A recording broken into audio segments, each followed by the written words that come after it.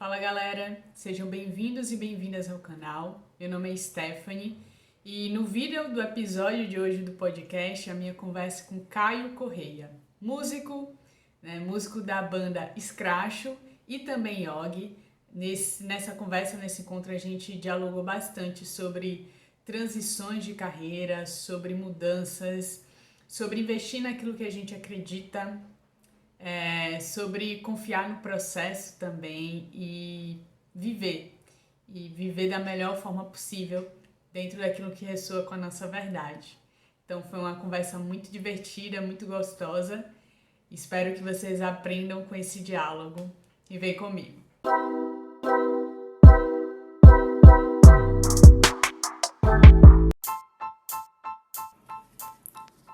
Oi, meu nome é Stephanie. Sou apaixonada por aprender e compartilhar conhecimento. Acredito que todos somos protagonistas das nossas histórias. Neste podcast, converso com pessoas que em algum momento cruzaram a minha jornada. Compartilhamos histórias, experiências e aprendizados. Você tá me ouvindo bem também? Tô te ouvindo e te vendo. Beleza. Obrigada, tá, por ceder esse espaço pra gente conversar. Muito grata por isso. Como é que você tá? Você tá bem? Tô bem, tô ótimo, e você? Que bom. Também tô bem. Que bom. Massa. Dentro do possível, né? Dentro das condições que a gente vive nesse momento, tô bastante bem. Considero privilegiado.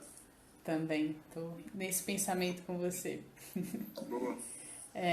Esse espaço desse podcast é muito essa proposta de conhecer mesmo as pessoas com quem eu tô conectada, sabe? E proporcionar que outras pessoas que de repente não estão conectadas a elas possam aprender através dessa troca. E aí eu sempre começo essa conversa pedindo para a pessoa com quem eu tô conversando compartilhar um pouco da história, claro, o que pode. E o que trouxe ela até aqui, né? O que ela vive hoje. Eu queria saber de você, quem é o Caio, o que é que o Caio faz e o que trouxe ele até aqui. Bom, diria que o currículo é extenso. Mas vamos lá, vamos do começo. Meu nome é Caio Correia. Hoje em dia eu sou músico, sou produtor audiovisual, diretor de fotografia, fotógrafo. Também sou compositor, sou poeta e também sou professor de yoga. Só um pouquinho. E minha história começou primeiro com a música, eu diria assim, né? A música entrou na minha vida quando eu tinha por volta de 12 anos de idade, então eu já tenho 22 anos, eu tenho 34 hoje. E eu lembro que foi numa peça de teatro da escola, né? A gente estava ensaiando o Alto da Compadecida, e eu era Jesus na peça, e quando a gente estava fazendo esse ensaio, tinha uma menina que tocava violão, muito básico, assim, ela era nova, jovem como eu devia ter 11 anos na época, acho que ela tinha 12, só que ela estava com violão, ela estava tocando violão nesse dia não, né, num dos dias lá, ela estava tocando violão, e eu lembro que ela estava treinando aquele solinho de solinho não, o comecinho, Starway to Heaven, sabe? Aquele... Sabe? Ela estava treinando isso e eu lembro que eu estava no palco ensaiando e na hora ela tocar aquilo com aquela idade, ela era minha amiga, minha parceira de teatro, minha colega de teatro, aquilo me chamou muita atenção. Eu lembro que na hora eu parei, eu fiquei olhando e da minha cabeça eu quero tocar aquilo, eu quero fazer aquilo. E aí o meu interesse pela música ele começou, né, aí. Meu interesse pelo instrumento, né, eu diria, ele começou aí. Eu lembro que eu cheguei em casa, eu falei pro meu pai, pai, quero tocar violão, gostei muito de ver minha amiga tocando violão lá hoje e tal. E meu pai, na época, estava fazendo aula de saxofone. Ele faz aula de saxofone até hoje, assim, não toca nada, mas ele fica anos sem tocar e meu saxofone, ele pega o saxofone e faz umas aulas, agora ele está fazendo aula de novo, depois de muitos anos. Mas aí na época ele falou para mim, não, já tem um saxofone aí, por que você quer tocar violão? Toca saxofone. Eu falei, mas eu quero tocar saxofone, quero tocar violão. Aí eu falei, beleza, cara, se vai ser um ingresso na música, vamos lá. E eu fiz aula de saxofone, cheguei a tocar, né? Fiz, sei lá, 7, 8 meses de aula de saxofone, assim, né? Tirava som. No colégio a gente já tinha aula de flauta doce, tinha alguma coisa de semelhança ali na empunhadura, nas notas, né? Na formação das notas e tal. Então saiu, eu comecei a tocar tipo, eu acho que o objetivo do meu pai era ver que não era fogo de palha, sabe? Que era uma coisa que eu realmente queria fazer. E eu toquei durante esse tempo e de passar uns 7, 8 meses eu falei, pai, legal, obrigado, saxofone, mas não é o que eu quero. Eu gosto até da música, mas, porra, quero tocar violão, quero tocar contrabaixo, na verdade. Eu até já tinha essa ideia do contrabaixo na época, que é um instrumento que eu toquei durante mais tempo, que eu mais estudei, foi meu instrumento de formação, meu instrumento dentro do scratch. Vamos chegar lá no scratch. Mas, enfim. Aí, beleza, ele me botou primeiro numa aula de violão, fiz um pouquinho de aula de violão, depois eu já fui para aula de baixo e comecei a tocar baixo, né? De uma maneira bem molecão, assim, bem para curtir. E aí, nessa época, no mesmo colégio, na minha turma, a gente estava começando a se interessar por música, né? A gente ouvia os mesmos sons, então o Diego e o Rodrigo Stallone, que vieram a formar o Scratch comigo, nós éramos da mesma turma, no colégio. E aí eu tocava baixo, o Diego tocava guitarra e o Rodrigo tocava bateria. E aí a gente falou, cara, vamos montar uma banda. E montamos o Scratch em 2000, isso no ano de 2000, para fazer show no colégio, assim, sabe? Era uma coisa muito de colégio mesmo. A gente chegou a se apresentar em 2000, fizemos um show no colégio em 2000 e aí a gente começou a compor, começou a escrever, né? Coisa bem molecão. As primeiras músicas do Scratch começaram a sair entre 2000 e 2001. Aí em 2001 a gente chegou a gravar uma fita cassete. Não sei se essa fita ainda existe. E aí, em 2002, a gente já estava nessa, fazendo alguns shows. A gente tinha feito uns 3 shows, assim, vamos dizer assim, uma coisa assim, 2 deles no colégio e um fora, uma coisa assim. E aí o Diego foi morar fora do país. O Diego foi morar na Alemanha, que era um dos integrantes da banda. Ele foi morar na Alemanha e ele ficou na Alemanha de 2002 a 2004. Nessa época a gente ainda estava no colégio, eu me formei no colégio em 2004, né, eu tinha 17 anos na época, ou 16 ou 17, eu lembro que eu me formei, eu era jovem, mas eu acho que eu já tinha 17 anos. E quando o Diego voltou da Alemanha, a gente continuou, a gente já estava começando esse negócio de internet, de rede social, né? Tinha o Mirk, não lembro se era ICQ ou MSN na época, mas era uma coisa antiga assim. E a gente se comunicava por lá e a gente já compunha virtualmente. Na verdade, o Gabriel, que foi um outro integrante do Scratch, ele era namorado da irmã do Diego. E o Gabriel também, ele é mais velho, o Gabriel é 5 anos mais velho que eu. E o Gabriel tinha uma banda também no colégio, o Gabriel também era do nosso colégio. E ele escrevia também muito bem. E ele e o Diego começaram a compor bastante.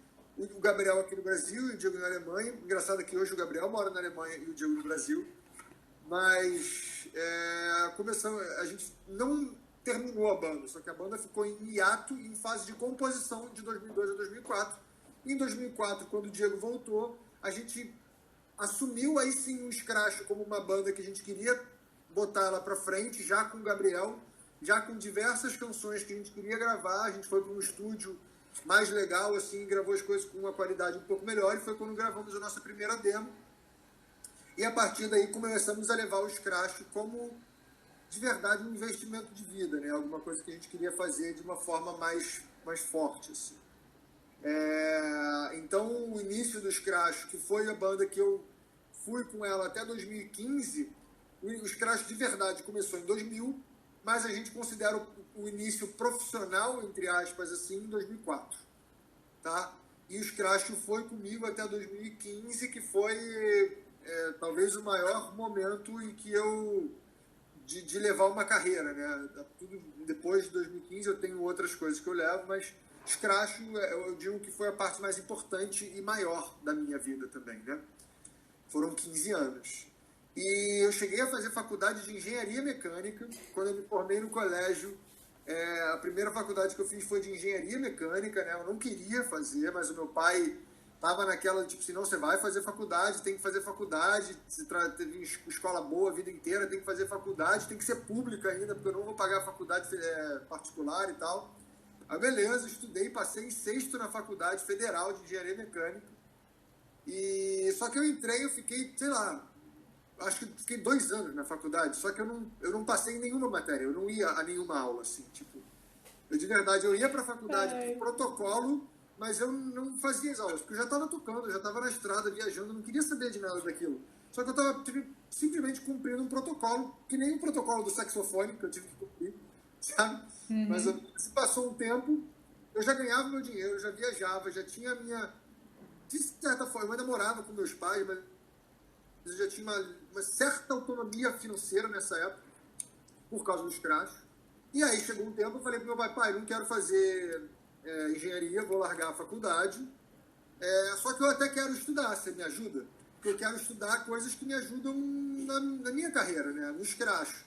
E aí eu fui estudar engenharia de áudio, né, técnica de gravação, técnica de sonorização de ambiente, áudio ao vivo, essas coisas, porque eu sentia que dentro dos crachos nós éramos muito meninos, assim, dentro da estrada. Então a gente ia lá, ia passar o som nos shows, nas casas de show, com o técnico de som, só que a gente não entendia nada daquilo. A gente sabia tocar, mas a gente não entendia tecnicamente o que estava acontecendo. E eu, como sempre, gostei mais do lado técnico, assim, eu fiz engenharia, não é à toa, eu gostava bastante até, sabe? Sempre eu dava monitoria de física e de matemática no colégio, eu gostava das exatas, eu gostava da parte mais técnica, assim, e eu falei, cara, eu acho que eu tenho que estudar essa parada. E foi muito bom, sabe? Porque eu acho que trouxe uma vivência pra gente técnica e muito importante dentro da banda, até o final, assim, foi muito importante. Então, eu passei depois alguns anos estudando áudio, e durante a estrada, né, a vida na estrada com os crachos, eu já tinha esse viés técnico, como eu disse, e aí eu lembro que a gente chegou a ter alguns programas, né, a MTV chegou a viajar com a gente na estrada durante um tempo, a gente fez alguns programas desse de estrada, e eu comecei a me interessar por esse lance de fotografia e filmagem, sabe? Sim. E aí, dentro da banda, eu comprei uma câmera e comecei a tirar algumas fotos, comecei a fazer alguns vídeos da estrada e tal. E aí comecei a me interessar por esse lado do vídeo, né? O lado do vídeo, a parte principalmente de edição, assim, ela é muito parecida com a de áudio, inclusive, sabe? O programa de edição de vídeo, ele funciona como uma timeline, né? Uma linha do tempo que você vai cortando, editando, e isso é muito parecido com o áudio também. Trabalha com camadas, os layers, essas coisas. Então eu me dei bem quando eu peguei o programa de edição de vídeo, eu entendi a lógica do negócio muito bem e comecei a editar e fazer os vídeos de estrada dos crash, a maioria deles era eu que editava e tudo mais. Todo mundo meio que se aventurou um pouco nessa, né, de editar, de filmar e tal, mas eu era quem tinha câmera, quem botava esse negócio mais pra frente. Até que um dia a gente foi fazer um clipe de uma música chamada Som Sincero, e o clipe foi muito bem filmado, foi muito bem captado, foi maneiraço. Só que na hora que a gente recebeu a edição, nós não gostamos muito da edição final. Tá? E aí eu falei, cara, deixa eu tentar editar, deixa eu editar, vendo o que dá. E aí, tipo assim, o clipe foi muito bem captado, foi muito legal. E eu editei, e depois disso o clipe ficou, sei lá, um mês no Top 10 MTV, sabe? E aí, por causa desse clipe, as pessoas começaram a me chamar para trabalhar com edição, com vídeo. Sabe? E foi aí que minha carreira dentro do audiovisual começou. Então, primeiro eu fui chamado para fazer um programa, que era um programa de um canal chamado TLC, que era um programa chamado Favela S.A. com o Jonathan Azevedo. É o Negueba, ele é um ator famoso hoje em dia da Globo, que era grande amigo nosso também na época, e ele mora no Vidigal, que é uma favela aqui do Rio, e ele fazia um programa que era apresentando as favelas do Rio, basicamente. E aí eu tive a oportunidade de editar esse programa e a partir daí eu comecei a trabalhar nessa produtora, chamada Câmera 2 Videofilmes, aqui do Rio. E a partir dela eu comecei a trabalhar em paralelo com o escracho e com o vídeo. Eu fazia as duas coisas, né? E fui assim durante muitos anos. Eu comunguei, né? Comunguei, sei lá, eu andei em conjunto com as duas coisas. E aí o escracho foi até o ano de 2015, que eu falei, quando o Scratch resolveu parar de fazer show, parar as atividades de uma maneira, vamos dizer, principal e prioritária na vida de todo mundo, sabe? Acho que a gente nem considera que o Scratch acabou, mas o Scratch parou, sabe? Mas o Scratch ainda é uma coisa super que a gente tem que dar muito valor. O Scratch parou em 2015, mas em 2017 a gente chegou a fazer 2 shows, que eram comemoração do lançamento do nosso primeiro disco oficial, assim, né? Aí depois, em 2020, durante a pandemia, ou 2019, 2020, né? 2020, a gente chegou a fazer uma live também. Então a gente tem um carinho e um preço grande pelo scratch dentro de nós, sabe? Mas a gente não trabalha mais com isso, a gente não leva o scratch como uma carreira, e sim como alguma coisa que a gente dá muito valor. Mas enfim, scratch parou em 2015. Em 2015 eu continuei trabalhando com vídeo e resolvi lançar uma carreira solo de músicas que eu vinha compondo ao longo da vida, né? Porque como compositor acaba sendo muito assim, a gente escreve bastante coisa, mas nem tudo acaba sendo lançado, acaba sendo gravado, principalmente quando você tem uma banda, né? Que tem outros gostos envolvidos, tem outras vontades, outros momentos de vida. Então, eu tinha um acervo de músicas grande quando o scratch parou. Eu falei, cara, eu vou lançar, não tem por que não, né? E aí, em 2016, se eu não me engano, eu cheguei a lançar um disco chamado Muiraquitã, que era um disco de 10 músicas que eu gravei com alguns amigos, assim. Foi uma gravação bastante, vamos dizer, experimental, divertida. Era basicamente no estúdio eu e o produtor do disco, com participação de alguns amigos nossos em diversas faixas, mas éramos nós dois experimentando e vivendo ali o estúdio, sabe? A gente fazia meio que o que dava na telha. E ficou um disco bem interessante, bem alternativo, mas bem interessante. E depois disso eu continuei escrevendo. Eu cheguei a fazer show, cheguei a fazer turnê com esse disco, né? Cheguei a tocar em algumas cidades do Nordeste, cheguei a tocar em São Paulo, no Rio. E foi muito legal, mas não foi muito pra frente, porque na época, sei lá, em 2017, assim, eu comecei a compor, eu tava para gravar um outro disco, cheguei a gravar algumas músicas, fui pro estúdio e tal, só que aí coisas da vida, né? Eu era casado, eu me separei, e aí a música, eu comecei a deixar a música para trás, assim, sabe? Eu comecei a...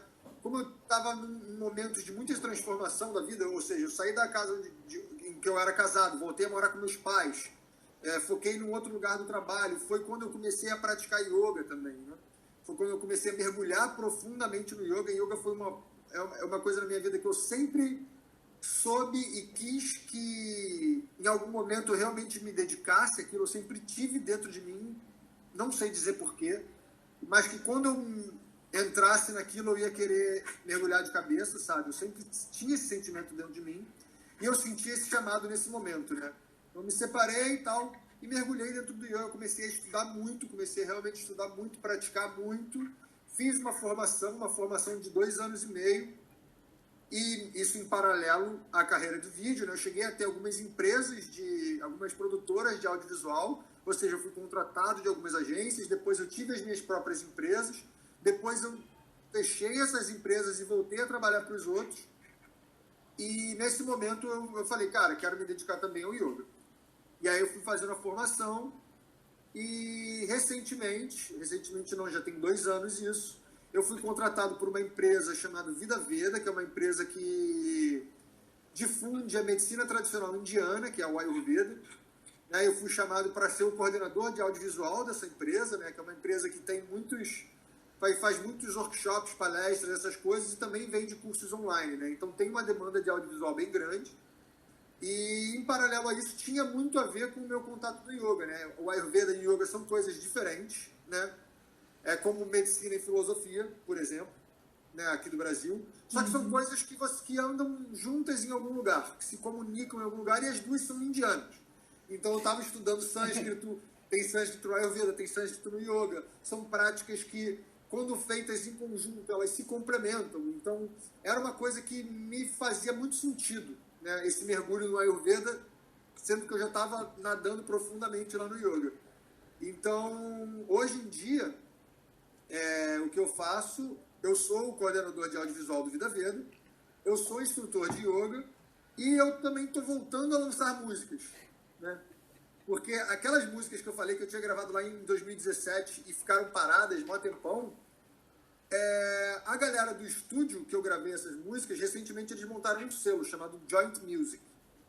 E esse ano eles me ligaram e falaram, Caio, a gente está com um selo agora, aquelas músicas estão aqui, bora lançar? Você lança pelo nosso selo.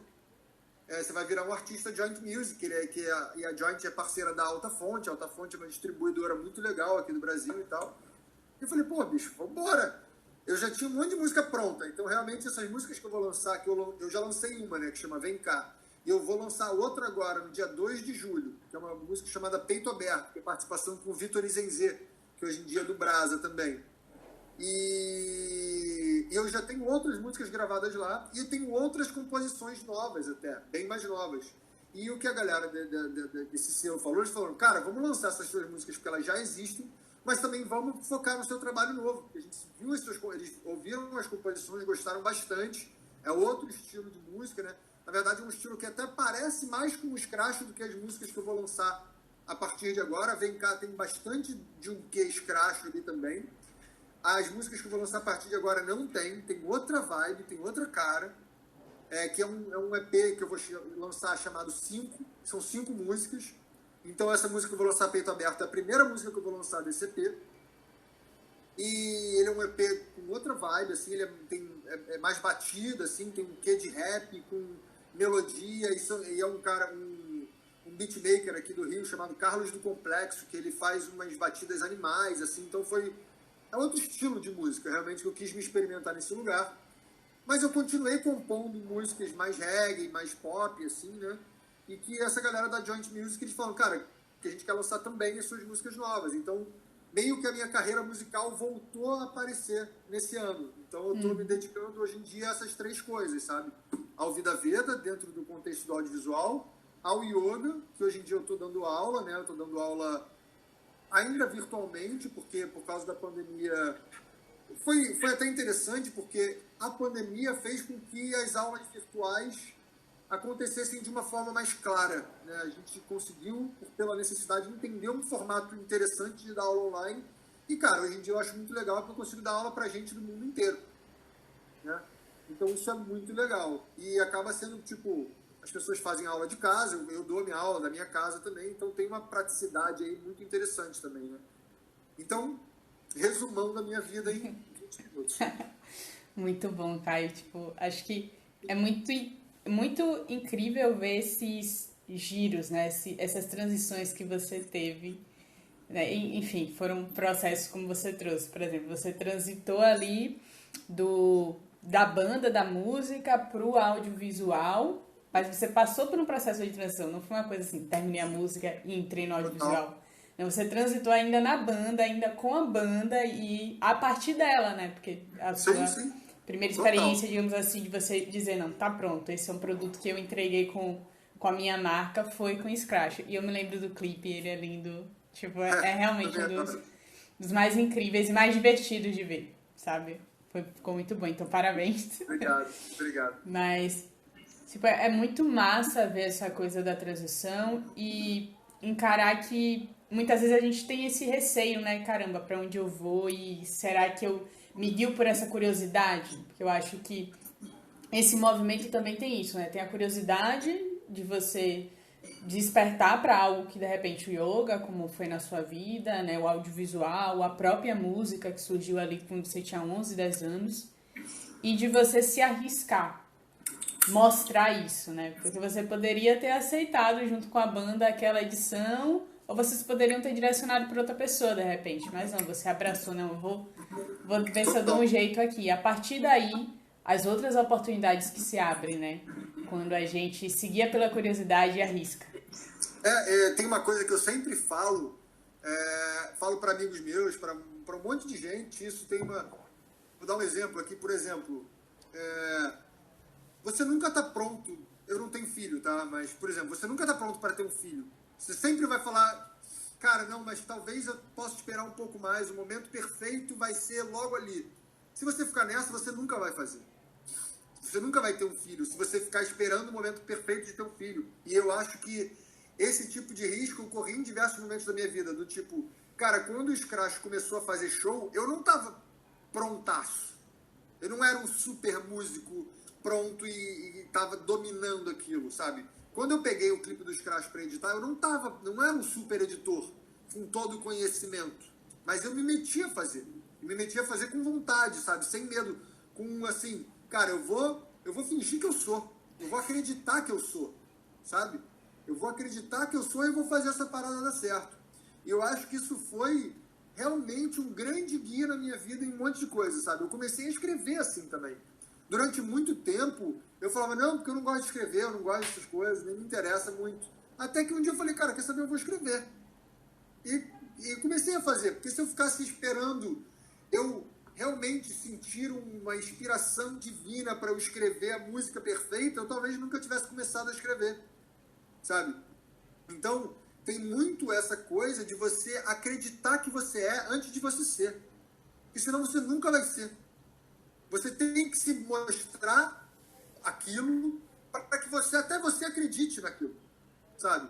Porque senão você nunca vai ver o resultado não vem antes do esforço, não vem antes do risco, sabe? O risco e o esforço sempre vem antes. Então, eu realmente tenho isso dentro da minha vida, sabe? Do tipo, cara, vambora. Até dentro do yoga, que foi alguma coisa que eu fiz mais, vamos dizer, mais certinho, mais profundamente, foi o que eu comecei também mais maduro, né? Eu comecei há menos tempo, tem, sei lá, 4 anos que eu comecei no yoga. Ou seja, eu já era mais maduro, né? Eu já sabia que eu queria aquilo profundamente, então eu realmente me dediquei, estudei com muito mais afinco, com muito mais consciência e vontade de que aquilo fosse realmente vir a se tornar uma profissão. Mas mesmo assim, eu me metia na aula antes de ser professor, sabe? Eu lembro que eu fui para um retiro de uns amigos meus, de Réveillon, que eu já tinha ido fazer um retiro com eles para estudar permacultura. E a outra paixão da minha vida, assim, eu tenho um terreno no interior que um dia eu vou morar no meio do mato, certamente, e essa interação de pé na terra e tal sempre foi alguma coisa que me interessou bastante. Uma vez eu fui fazer retiro com eles para estudar permacultura, e nesse retiro eu sempre acordava bem cedo e fazia minha prática de manhã. E até que a galera falou, pô, Caio, posso praticar com você? Posso praticar com você? E nesse retiro eu comecei a dar aulas de yoga pra galera, mas era meio que assim, a minha prática. Vem comigo, faz o que eu tô fazendo, beleza.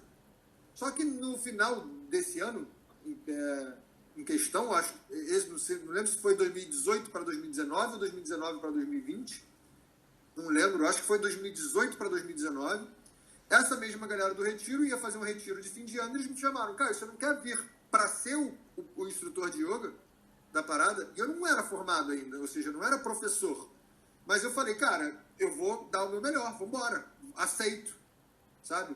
E foi incrível para mim como experiência. Eu aprendi muito, sabe? Foi uma forma de eu começar a sentir... E eu não me sinto charlatão para isso, sabe? Porque eu não cheguei lá fingindo que eu era alguma coisa que não era. Eu deixei para todo mundo lá. Eu falei, olha, eu ainda sou estudante, tá? Então eu vou passar para vocês aqui o melhor e os meus estudos. Mas, assim, eu ao mesmo tempo sou um praticante assíduo e há muito tempo. Então eu vou passar para vocês uma prática que para mim funciona. E foi para mim uma experiência incrível, riquíssima e que me fez crescer muito. E é o que você falou, na música foi assim, no vídeo foi assim, no yoga foi assim, na música autoral foi assim. Então, o risco, para mim, o risco vem antes do resultado, sempre tem que ter, sabe? Sim. Eu sinto que, enfim, e aí eu vou falar por mim, eu não vou falar pelos outros, mas eu me sinto, a gente às vezes está inserido numa cultura que preza muito o perfeccionismo. E muitas vezes a gente só vê a parte perfeita, né? Então, por exemplo, a gente não viu o processo que você viveu para você chegar onde você está hoje como músico, como produtor audiovisual, como professor de yoga, sabe? Como yoga. Então, assim, aí quando a gente vai sentar com a pessoa para poder conversar o rolê da pessoa e até o que levou ela a fazer o que ela faz, a gente vê, nossa, será que eu estou realmente disposto ao processo? Porque o que torna quem a gente é o processo, né? A gente for falar, tipo, Sócrates já dizia isso. Você é o que você faz continuamente. É o que vira os seus hábitos. E os seus hábitos, consequências, são um reflexo do que você é. E aí, é um sair da zona de conforto e às vezes é doloroso, né? Eu tenho esse negócio do yoga pra mim também é importante, porque foi uma prática que eu acho que é muito, muito simples você conseguir fazer. Ela não é complexa, você não precisa de grandes equipamentos, nada disso. Você só precisa, no máximo, você ir no espaço. Que dê pra você se mover. Às vezes nem um tapete, né? Se a gente for falar assim, no cru. E aí, ainda assim, de alguma forma, é como se existisse uma resistência nossa de criar essa consistência, né? Total. Total. Que é o que leva à perfeição, né? Que na verdade é o aprimoramento da coisa. Total. Assim, é interessante você falar isso porque para mim foi isso, né? Como eu disse, desde pequeno, de verdade, desde criança, eu tinha alguma coisa que eu tinha dentro de mim que, assim, yoga é uma parada que eu vou fazer de verdade, sabe? Não sei porquê, mas de criança eu tinha esse chamado dentro de mim. E em vários momentos eu tive o ímpeto de começar e eu falei, cara, eu não tô pronto. Até que quando eu me separei, eu fiquei, tipo, mal, assim. A minha separação foi muito difícil para mim. Foi muito dolorosa, foi muito pesada mesmo. Na época, quando eu me separei, eu não... É porque, assim, esse movimento todo envolveu, por exemplo, eu bebia, eu fumava, eu parei de fumar, eu parei de beber. Hoje em dia eu não fumo, eu não bebo. E todos esses movimentos de saírem da zona de conforto foram me levando para esse lugar. Até o momento que eu me separei, na verdade eu parei de fumar depois, já estava dentro do yoga, mas quando eu me separei, eu me vi sem chão, sabe? Me vi completamente sem chão, assim. Tipo, fiquei mal. E aí eu comecei a cair. E aí eu lembro de um dia, eu estava no quarto, escrevendo. E nessa época eu comecei a escrevi muito. E aí eu falei, cara, eu tô caindo direto, sem chão. Ou eu vou continuar caindo, ou eu abro as asas e aprendo a voar. Sabe? E foi o que eu fiz, assim. Eu lembro que no dia seguinte que eu tive esse insight, eu desci aqui embaixo do meu prédio e foi muito sincronizado, assim, foi bizarro. Eu saí e tava saindo, eu falei, eu vou descer aqui e vou procurar algum lugar aqui em volta, andando, que tenha aula de yoga. Algum lugar deve ter. E quando eu saí, no meu prédio tinha uma mulher saindo com um tapetinho de yoga. Eu falei, onde é que você vai praticar? Você vai fazer yoga? Ela falou, vou. Ela falou, onde é que você vai? Ela falou, é no shopping aqui na frente, de graça. Aí eu falei, é mesmo. Eu fui lá com ela, falei com a professora, comecei a praticar com essa professora. E já comecei a perceber as mudanças na minha vida. E nessa época eu fumava ainda, e eu comecei a sentir que o fumar interferia na minha prática. E aí eu comecei a sentir assim, cara, o que eu quero mais? Eu quero continuar sentindo o prazer do cigarro, assim, né? Ou eu quero, porque dá prazer, né? Inevitável. Ou eu quero continuar nessa caminhada que também está me fazendo bem. Eu cheguei num momento de escolha ali, que eu tinha que, tipo assim, cara, só ficar aqui na zona de conforto, eu vou ficar estagnado nas duas coisas.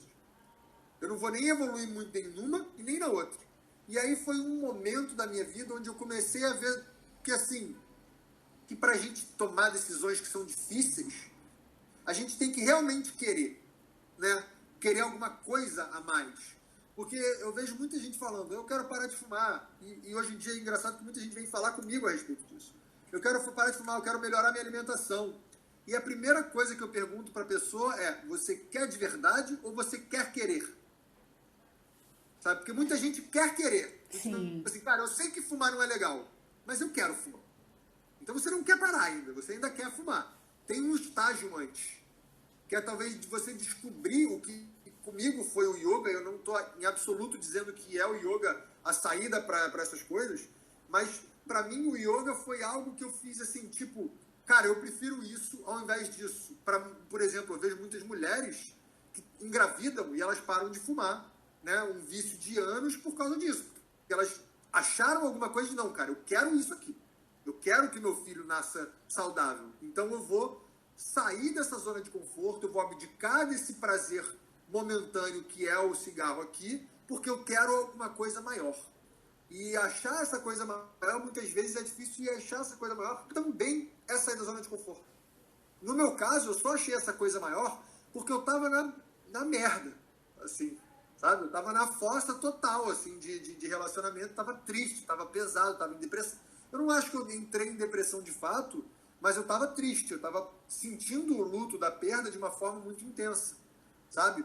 E foi até que em um momento eu dei esse estalo. Não acho que é fácil, tá? E não quero passar a sensação de, é fácil.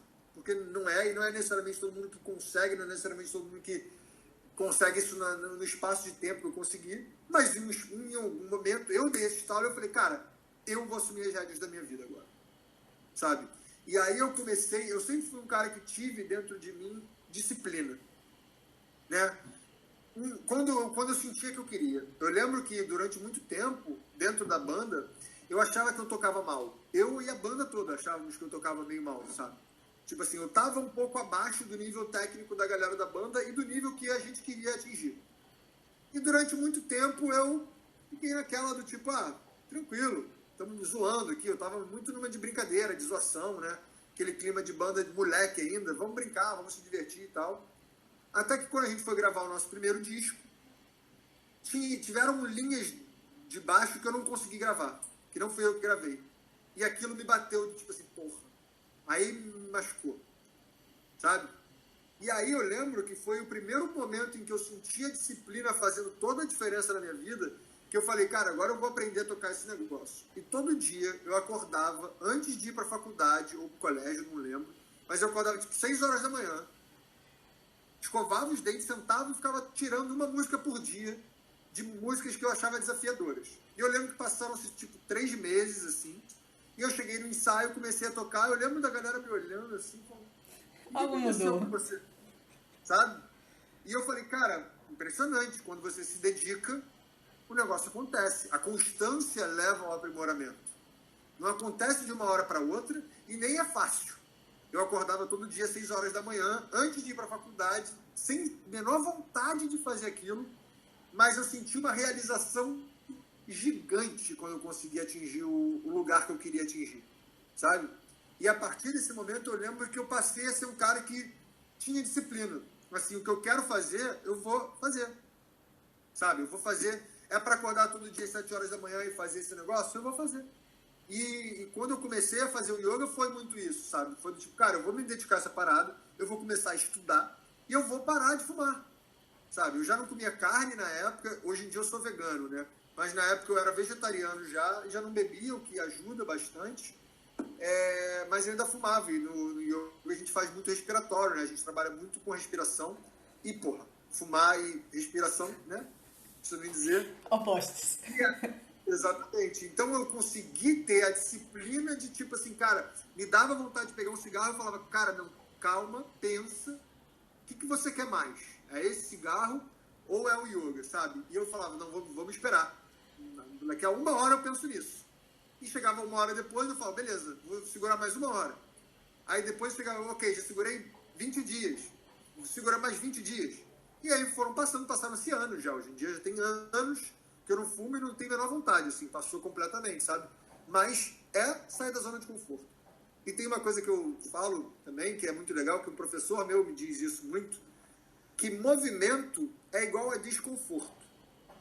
Sempre que a gente vai fazer qualquer tipo de movimento, isso envolve algum tipo de desconforto. Do tipo assim, você acorda 4 horas da manhã e vê um cidadão andando de bicicleta na rua, você fala assim, cara, essa pessoa acordou, ela poderia estar deitada, ela poderia estar dormindo na boa, por que ela está andando de bicicleta? E não é tipo assim, porque ela acha aquilo maneiraço, tranquilo, e ela as 7 maravilhas. Ela tem um momento de desconforto dela acordar e falar, puta merda, cara, vou, porque ela aprendeu a amar o desconforto. E da mesma forma que movimento é igual a desconforto, a estagnação é igual ao conforto. Eu trouxe isso para mim. Então, quando você está num lugar absolutamente confortável, o que você está? Você não está se movendo. Você está parado. Então, vamos dizer assim, eu estou numa cadeira aqui, ó, com apoio de cabeça, apoio de braço. Eu estou aqui, né? Não, mas se puder botar uma almofadinha aqui, ó, vai ficar até melhor. Uma almofadinha aqui no braço. Você não vai querer se mover mais. Você vai ficar aí. E ficar aí quer dizer que você vai ficar estagnado. Você não vai sair do lugar. Agora, senta no chão. Duro. O chão duro, que é desconfortável, daqui a pouco você vai estar sentado e você vai ter que fazer assim. Aí daqui a pouco você vai ter que abaçar a perna. Aí daqui a pouco você vai ter que dobrar a perna. Dá uma alongada na coluna. Peraí que tá doendo. E nisso você vai estar se movimentando, vai estar trabalhando, vai estar saindo de uma zona de conforto que é prejudicial e vai estar entrando em movimento. O nosso corpo é movimento, e não só o nosso corpo, a vida é movimento. Então a gente não deve buscar. É claro que sim, o conforto, deitar na cama confortável de noite, ok. Mas a gente não deve buscar como objetivo principal da vida, dentro do que eu entendo, o conforto. A gente deve buscar movimento. E movimento é igual a desconforto.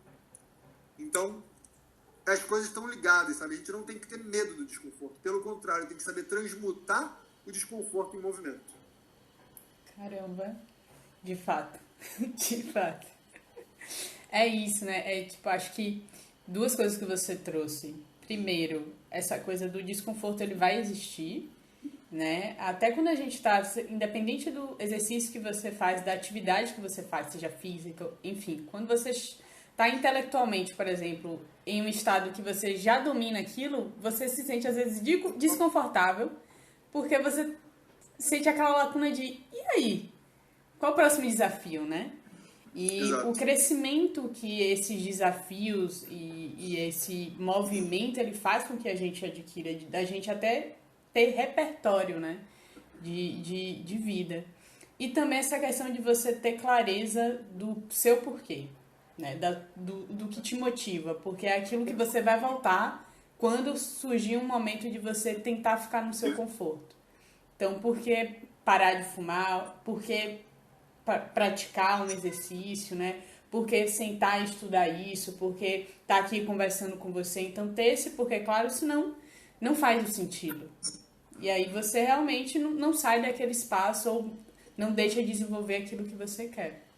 É, total. Mas assim, mas eu também acho que a gente tem que tomar cuidado, Stephanie, de não procurar achar um sentido antes de entrar em movimento.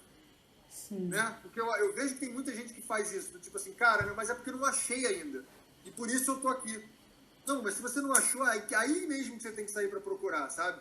A gente falou, o caminho é o segredo do sucesso, né? Eu tenho inclusive uma música nova que eu tô escrevendo com a galera dos Crash, inclusive, que o refrão da música é isso: nunca é tarde demais, acredita para ver, o caminho é o segredo do sucesso, então não para, sabe? É tipo assim, quando você está em movimento, às vezes você nem sabe para onde você está indo. Mas é o movimento que vai te fazer no máximo, não, eu quero dizer, no mínimo, na pior das hipóteses, vai falar, cara, não é para cá, eu vou voltar. Sabe? Mas se você estiver parado, você não tem nem como saber se o lugar que você está é o lugar que você deveria estar, ou não. Sabe? Então, eu acho que a grande mensagem é esse movimento, sabe? Busca alguma coisa. E não é busca um sentido maior da vida, o propósito da vida, mas faz. É que nem a gente falou, né, no começo. Se mete a fazer até o que você não sabe. Se der errado, tudo bem. Faz outra coisa ou faz de novo. Não tem problema. Você só vai sair maior. Não tem chance de você buscar alguma coisa diferente e sair dessa coisa pior. Igual ou pior. Porque você só vai sair, no mínimo, com mais experiência. Sabe? Então, eu acho que o lance é, cara, sai da zona de conforto. Pra onde? Não interessa. Sai. Nem que você tenha que voltar. Sabe? No mais, tipo assim, se você caminhou até lá e voltou, foi à toa? Não, pelo menos você tá com a perna mais torneadinha. Às vezes eu me sinto nesse espaço, sabe? Tipo, surge aquela curiosidade, aquele ímpeto de fazer alguma coisa, e chega um momento que eu fico, mas qual o porquê de eu estar fazendo isso? Tipo, caramba, e... Por exemplo, hoje eu produzo conteúdo para o YouTube muito voltado para essa parte que hoje eu entendi que, enfim, é uma paixão minha aprender. Eu gosto muito de aprender, principalmente aprender com essa parte de vivência e de troca. Eu nunca fui a melhor aluna na escola, no aspecto de assistir aula, porque eu não gostava dessa coisa de estar igual um robô. Eu sou inquieta, então às vezes eu me mexo. E as trocas sempre foram muito mais interessantes para mim. Então, as aulas que proporcionavam isso eram as que eu mais gostava. Só que a gente tem, enfim, um sistema, cada instituição com seu sistema.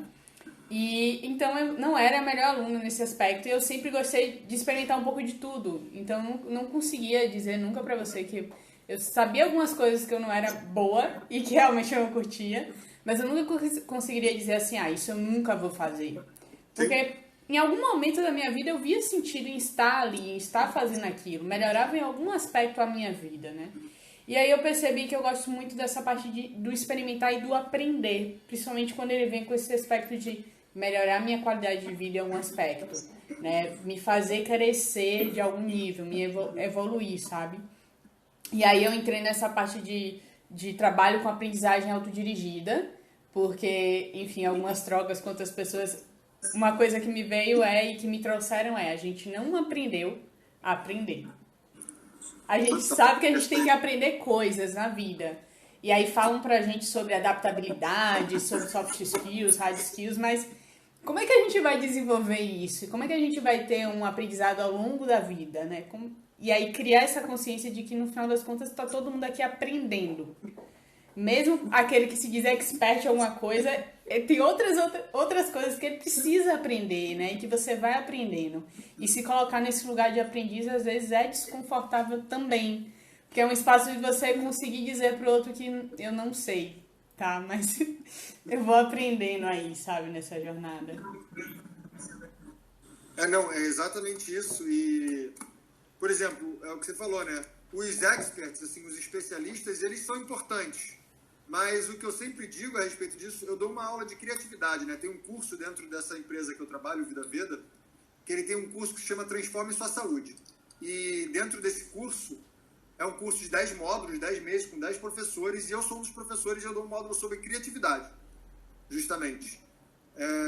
Porque a gente justamente entende que saúde não é só você ter um exame de sangue legal, né? Você Sim. ter saúde é você ter a sua vida de uma forma geral bem direcionada, com consciência e tudo, e a gente entende que a criatividade é importante para que você possa tanto solucionar problemas, criar novas oportunidades para você e desenvolver você de uma forma que às vezes nem você imaginava.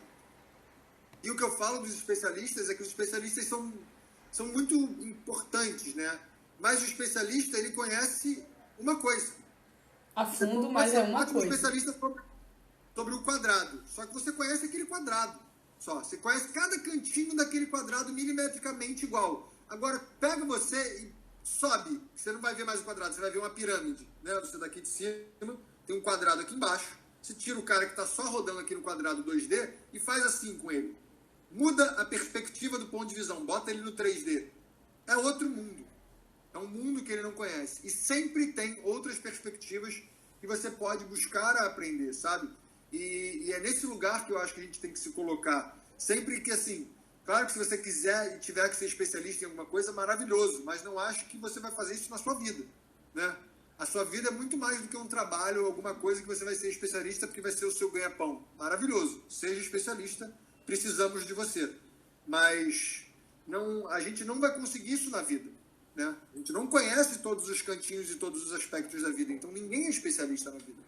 São sempre vários pontos de vista que a gente consegue, que a gente quer e pretende entender, né? Por exemplo, tem uma parábola hindu, vou contar aqui, tá? Temos tempo? Temos.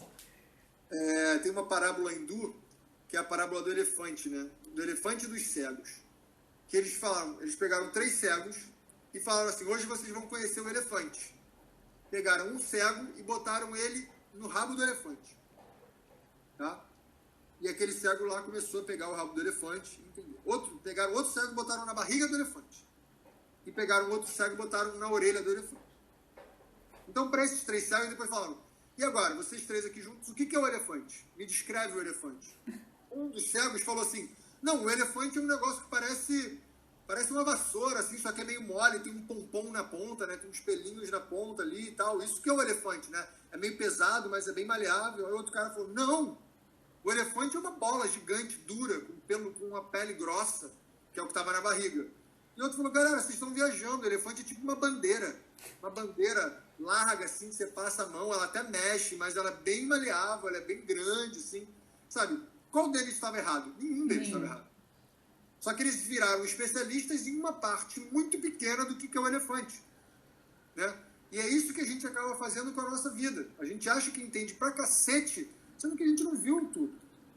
Então a gente tenta falar sobre esse elefante não tendo visto e encostado e percebido ele de todas as formas possíveis, sabe? Então a gente precisa apalpar o elefante inteiro. Precisa viver. Exatamente, precisa viver. Precisa. Acho que você trouxe esse ponto. Existem coisas que vão motivar a gente querer aprofundar mesmo no conhecimento, né? Então, tipo, da gente querer por necessidade de motivação individual e própria de dizer, caramba, eu quero entender mais disso e quero, de repente, colaborar de alguma forma com esse entendimento. Mas também aceitar que esse saber que eu tenho, ele não é absoluto, né? Porque a todo momento surge um novo especialista que aprofundou mais naquilo ali e que, tipo, a gente tá abrindo, às vezes, caminho para outras pessoas, né? Para eles avançarem além do que a gente consegue ir e que um pode colaborar com o outro, né?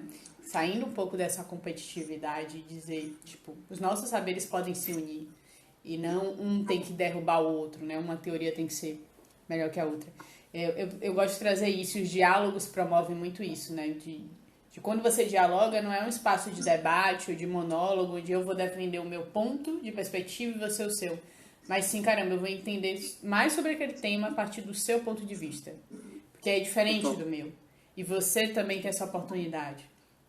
E isso gera conexão. É diferente de você entrar num debate onde você vai acusar ou vai se defender, sabe? Por exemplo, trazendo um pouco da minha experiência com o yoga, né? O yoga é uma filosofia, né? Uma filosofia indiana, milenar e tal. E que, aqui, principalmente, eu vou falar do meu lugar de fala, né? Do meu ponto de vista, que é aqui no Brasil, né? Eu até já estudei um pouco de yoga e já pratiquei também em Portugal com profissionais de lá, e que foi uma experiência riquíssima e tal, mas não é a minha grande experiência, e mesmo assim ainda é um ponto de vista ocidental, né? Bem diferente do oriental, do indiano. E aqui, cara, eu vejo uma guerra entre qual que é o yoga certo e qual que é o yoga mais antigo. E a pessoa fala, não, mas é porque o meu é mais sei lá o quê. E o outro fala, não, porque o seu veio daquele outro mestre. E tipo assim, em vez das pessoas dialogarem, né, eles ficam querendo entender quem que é o melhor, quem que é o mais certo, quem que é o mais antigo. Isso para mim é uma baboseira. Por exemplo, o yoga. Tem um livro clássico do yoga, né, que chama Yoga Sutra de Patanjali. Né? Patanjali foi um sábio que escreveu o primeiro shastra, o primeiro livro, né, codificado de yoga foi dele. Tem cerca de, sei lá, talvez 2.300 anos, alguma coisa assim. 300 anos antes de Cristo, mais ou menos. Não dá para saber exatamente, né? E ele começa dizendo assim, Yoga Chitta Vritti Nirodha, isso em sânscrito. Isso quer dizer que o yoga é quando você para as inconsistências do pensamento, da mente. Tá? Quando você para a mente, você atinge o yoga. Quando você para a mente, você atinge um outro nível de consciência, que é uma consciência, e aí tem várias teorias, mas dentro do que eu entendo, é uma consciência intuicional, é outra forma de você adquirir conhecimento, que não é através da razão e do raciocínio. Enfim, independente disso. E eu vejo um monte de profissional de yoga que está ignorando a primeira frase do primeiro livro. Eles estão pensando tanto e discutindo qual que é o certo, qual que é o errado, que tipo assim, cara, Yoga Chitta Vritti Nirodha, para o pensamento e vive a tua parada, sabe?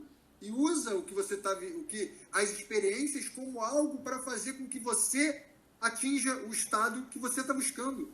Sendo que quando as pessoas estão nessa discussão, nessa baboseira, elas estão ignorando a primeira frase do primeiro capítulo do primeiro livro, sabe? Então é tipo, a gente hoje em dia vive num mundo de querer achar quem está certo, sendo que está todo mundo aprendendo, né? E quando você está aprendendo, bicho, aprende, né? E tem uma outra coisa que eu sempre falo, né? E vivo e tento viver, né?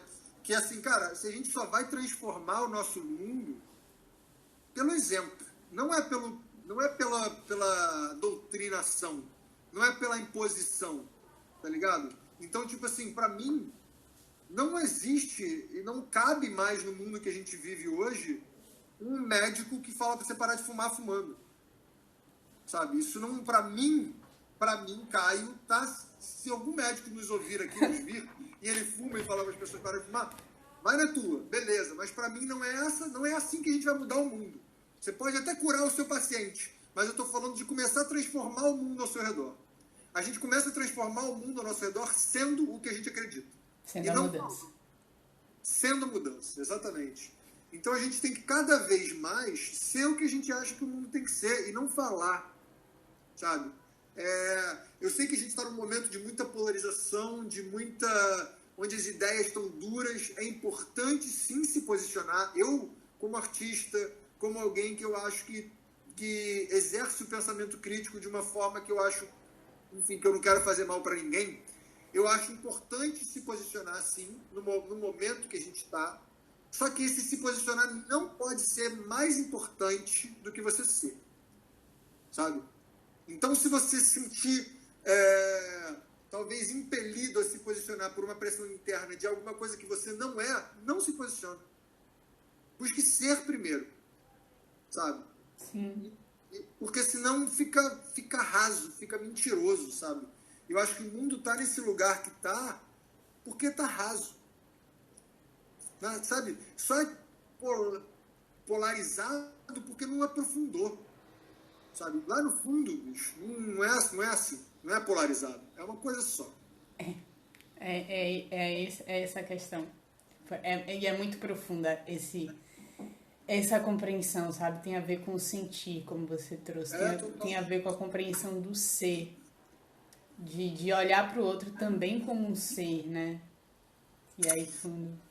E não é nem só o outro, eu acho que começa com a gente mesmo, né? Sim. A gente hoje em dia também está num lugar de falar muito de sustentabilidade, do mundo, da ecologia, o que vai acontecer com o mundo daqui a 50 anos.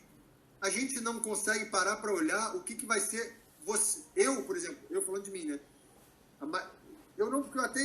Eu exercito isso, eu busco isso, mas vamos supor, as pessoas, normalmente, hoje em dia, o cara acorda e toma um café da manhã que ele sabe que vai fazer mal para ele à tarde. Então o cara não é sustentável com o corpo dele para daqui a 3 horas. Ele vai querer ser sustentável com o mundo para daqui a 50 anos? Não vai. Sabe? Hoje em dia a gente não para um minuto para ouvir o que o nosso corpo está dizendo. Sabe? A gente não tem o costume de comer uma coisa e passarem 3 horas e você pensar, cara, como é que essa coisa que eu comi está me fazendo? E não é se você está se sentindo mal. Só. Enquanto você está se sentindo mal, o seu corpo está ali gritando. Fala, porra, meu irmão, olha o que você fez comigo. Mas eu estou falando, normalmente, quantas vezes você para analisar, cara, isso que eu fiz ontem me levou para esse lugar que eu estou hoje. Sabe? Isso é você parar, é fazer silêncio e se observar. Não é meditar, ir para o alto da montanha e ficar lá meditando, fazendo om, sabe? É você simplesmente, cara, se escuta, acorda de manhã e antes de você pegar o celular e sair olhando para o celular e respondendo uma porrada de bolinha vermelha que aparece no seu celular, cara, minha panturrilha tá doendo, porque ontem eu caminhei um pouquinho mais. Isso que eu comi ontem à noite, cara, talvez eu comi um pouco demais. Eu acho que eu ainda não digeri direito. Será que eu preciso tomar café da manhã? Porque eu nem sei se eu tô com fome.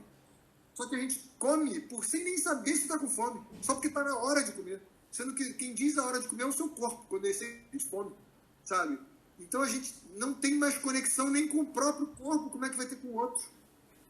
Verdade. Começa da gente, né? Como você trouxe o exemplo. Começa sempre da gente e isso meio que transborda. Eu tenho muita percepção, é o transbordar. Que chega no outro e em como a gente enxerga. Mas o primeiro é uma mudança muito interna. Uma transmutação mental é tudo isso, né? Caio, não vou dizer um conselho, mas tipo, se você pudesse dar uma frase para alguém nesse momento que fosse inspirar essa pessoa, independente do que ela estivesse pretendendo fazer, né, de melhoria na vida dela, o que você diria? Então, o que eu diria é, você acabou de deixar perfeita para eu dizer a frase que é uma das frases que eu acho mais bonitas, que eu ouvi de um professor de yoga, chamado Diego Coure. E uma vez ele falou uma frase que ele falou a respeito do ser professor, mas que essa frase vale para tudo e é sobre transbordar. É exatamente isso. Ele falou, porque perguntaram para ele, o que é um bom professor?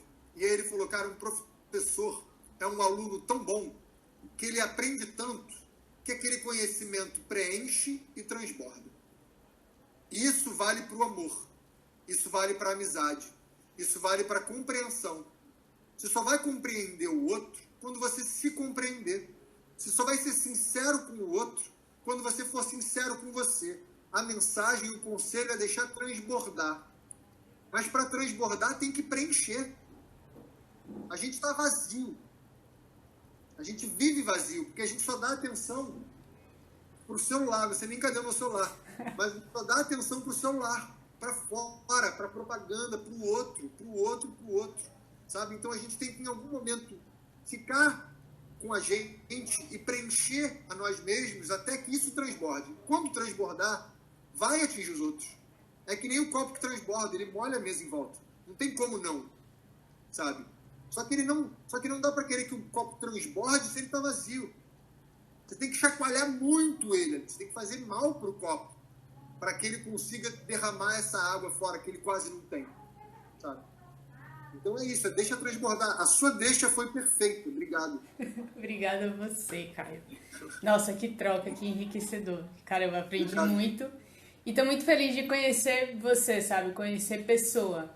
E não conhecer só aquele cara que, caramba, eu escutava e assistia no YouTube, mas tipo, conhecer a pessoa que eu sigo e que vem me inspirando, sabe? Porque o que você coloca lá e essa questão da disciplina que você traz, que também é liberdade, isso me inspira. Até para eu trabalhar essa disciplina em mim, porque liberdade é uma coisa que eu busco muito, é muito importante para mim, tipo um valor meu, sabe? Liberdade e aprendizado são dois valores muito importantes e ter essa consciência de você precisa pegar as rédeas e saber que você tem que fazer aquilo para alcançar isso que você quer. E você precisa fazer isso por você, né? É isso. Disciplina é liberdade. É isso mesmo. Obrigada.